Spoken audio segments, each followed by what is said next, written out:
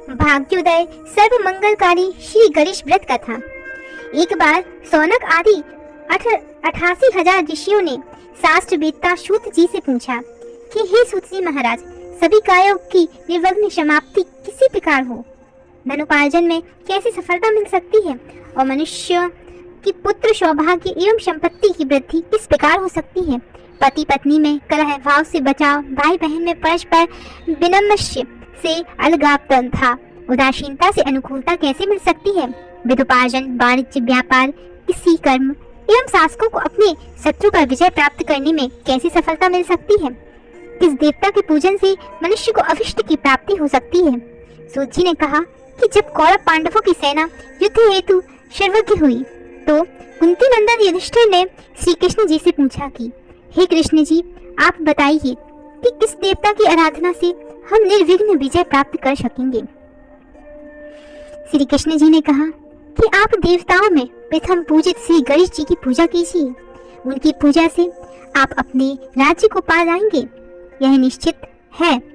तब युधिष्ठिर ने पूछने पर श्री कृष्ण जी ने उन्हें भाग्योदय सर्व मंगलकारी श्री सिद्ध गणेश का संपूर्ण विधि विधान बताया एवं कहा,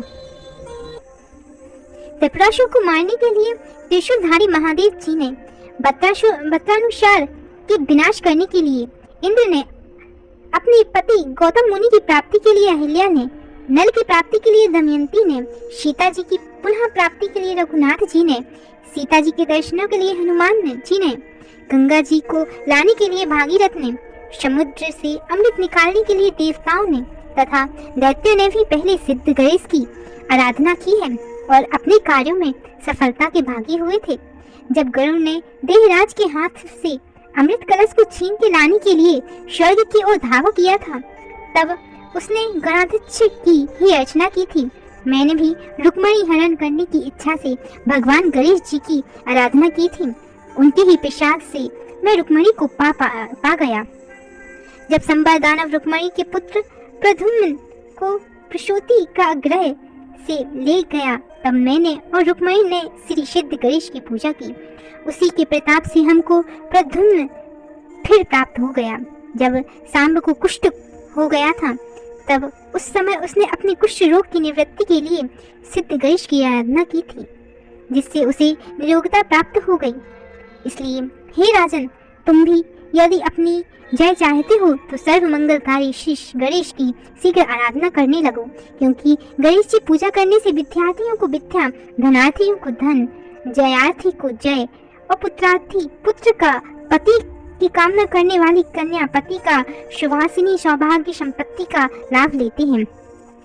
वैद्य दुख से पीड़ित हुई स्त्री यदि श्री सिद्ध गणेश की पूजा करे तो फिर वह जन्म जन्मांतर में कभी वैधन्य दुख को नहीं देखती। गणेश जी के पूजन करने पर विष्णु, महादेव, सूर्य, पार्वती, हुताशन आदि सभी देवताओं पूजित हो जाते हैं, इसमें संदेह नहीं है। सूत जी कहते हैं कि हे मुनिवरों, भक्ति पूर्वक भाग्योदय सर्व मंगलकारी सिद्ध गणेश का व्रत करने से ये सब संतुष्ट हो जाते हैं। श्री गणेश भगवान राजा से कहते हैं, हे राजन युधिष्ठिर, इस प्रकार भगवान गणेश पूजन करने से तुम भी संग्राम में अपने शत्रुओं को परास्त कर अपनी राज्य संपत्ति को प्राप्त करोगे। तब राजा युधिष्ठिर ने श्री कृष्ण द्वारा बताई विधि अनुसार अपने भाइयों सहित त्रिपुरघाती देव के पुत्र श्री सिद्ध गणेश की पूजा की, संग्राम में शत्रुओं को मार अपना राज्य प्राप्त कर लिया। सूत सौनकादि मुनियों से कहते हैं कि जो मंद प्रारब्ध भी हो पर सिद्धिदाता गणेश का पूजन करे तो उस मंदभागी के भी मन के विचार सर्वकार्य सिद्ध होते हैं। इस पवित्र आख्यान को जो समाहित चित्त से सुनता है अथवा सुनाता है, उसके सभी कार्य श्री सिद्ध गणेश की प्रसन्नता से अवश्य सिद्ध होते हैं।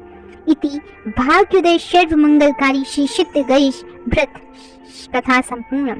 गुरु गणेश भगवान की जय, रिद्धि सिद्धि माता की जय, शिव भोलेनाथ माता पार्वती की जय। हर हर महादेव।